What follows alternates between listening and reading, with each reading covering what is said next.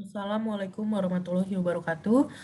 Bertemu lagi dengan saya Lewi, salah satu mahasiswa dari Universitas Mercu Buana.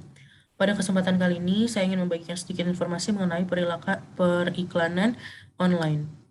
Yang pertama-tama, mari kita cari tahu dulu mengenai pengertian daripada periklanan online.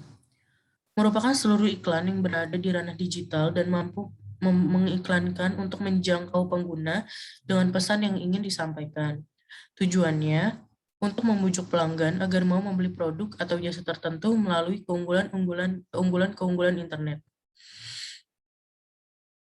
Periklanan perilaku online berkembang dari iklan web yang pertama kali muncul di halaman web pada tahun 1945 ketika iklan spanduk ditempatkan di situs web Hotwire One. Pengiklan dan industri pengiklan yang lebih luas dengan cepat mengenali potensi keterukuran, akuntabilitas, efektivitas terukur, dan pengembalian investasi, meskipun ada skeptisisme yang signifikan terhadap jangkauan dan ruang lingkup media online. Berikut ini adalah iklan pertama kali yang ada di website. Perkembangan dan pertumbuhan dalam perilaku online yang lebih luas terjadi dengan latar belakang kerugian besar dalam pendapatan media di sektor media periklanan tradisional yang mengguncang dari kesuraman ekonomi dan dampak dari krisis kredit karena perusahaan memotong anggaran pemasaran.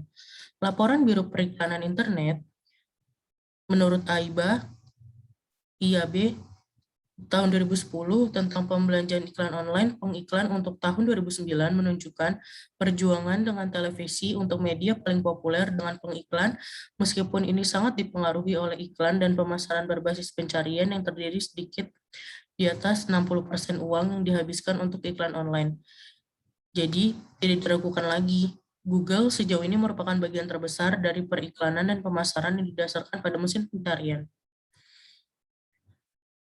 Terdapat 5 tahap strategi periklanan pada internet yang dikenal dengan 5M, yang terdiri dari penetapan tujuan, keputusan tentang anggaran, keputusan pesan, penetapan media, dan yang terakhir evaluasi mengenai kampanye.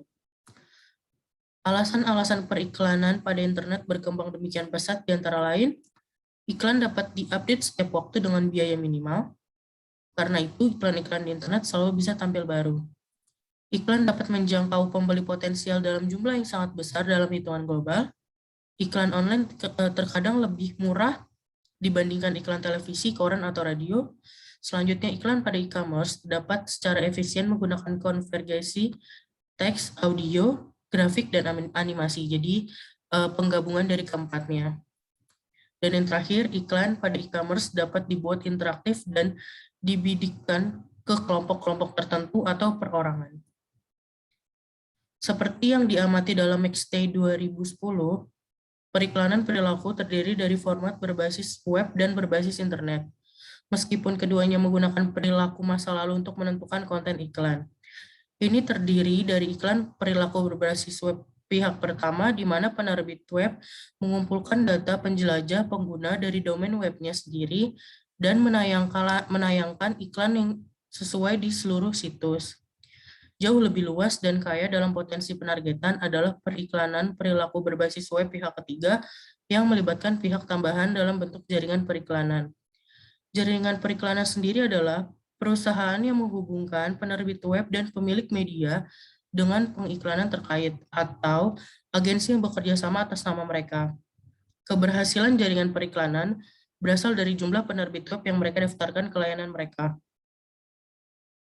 Jika jaringan adalah mesin pencarian, mereka juga akan dapat memanfaatkan dan memasukkan informasi tentang pencarian yang dilakukan pengguna. Terdapat iklan perilaku berbasis internet pihak ketiga yang meskipun saat ini tidak digunakan di Inggris atau Amerika Serikat adalah yang paling kontroversial karena menggunakan lalu lintas internet yang melalui gerbang ISP. Selanjutnya adalah iklan perilaku berbasis web.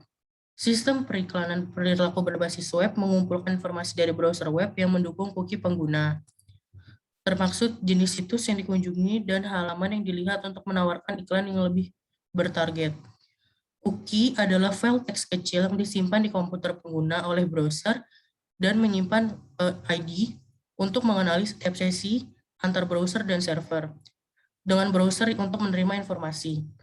Cookie digunakan untuk memantau aktivitas pengguna selama periode waktu tertentu dengan beberapa memiliki validitas 30 tahun, meskipun cookie Google sekarang kadaluarsa setelah 2 tahun.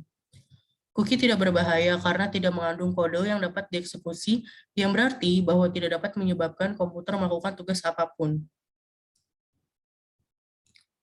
Selanjutnya, iklan perilaku berbasis internet atau DPI.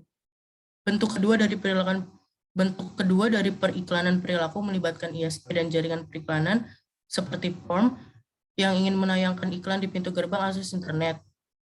Mengingat bahwa internet mewakili jaringan komputer dan perangkat yang didasarkan pada protokol internet atau IP, dan bahwa web adalah sarana berbagi informasi melalui internet, periklanan perilaku yang menggunakan DPI melibatkan pengguna perangkat lunak dan perangkat keras yang dipasang di ISP untuk mencegah permintaan halaman web yang dihasilkan oleh pelanggan saat mereka menelusuri internet.